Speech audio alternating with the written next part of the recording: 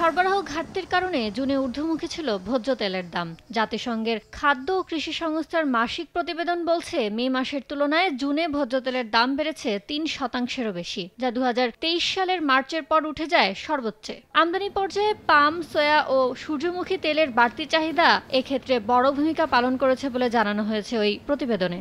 ঊর্ধ্বমুখী চিনির দামও টানা ৩ মাস কমার পর জুনে বিশ্ববাজারে প্রায় ২% বেড়েছে নিত্যপণ্যের দাম। এক্ষেত্রে ভূমিকা রেখেছে বিশ্বের প্রধান চিনি উৎপাদনকারী দেশ ব্রাজিলের আখ উৎপাদন কমে যাওয়ার শঙ্কা।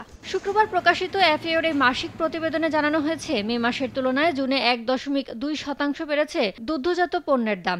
একই সঙ্গে চাহিদা বাড়ার পাশাপাশি ওশেনিয়া অঞ্চলে দুধের উৎপাদন কমায় বাড়তির দিকে ছিল গুঁড়ো দুধের দামও। এফএও জানায়, বছর ব্যবধানে জুনে বিশ্ববাজারে চাল, গম সহ দানাদার খাদ্যের দাম কমেছে ৯%। এক্ষেত্রে ভূমিকা রেখেছে কাজাখস্তান ও ইউক্রেন সহ কিছু প্রধান রফতানিকারক দেশে উৎপাদন বৃদ্ধির সম্ভাবনা।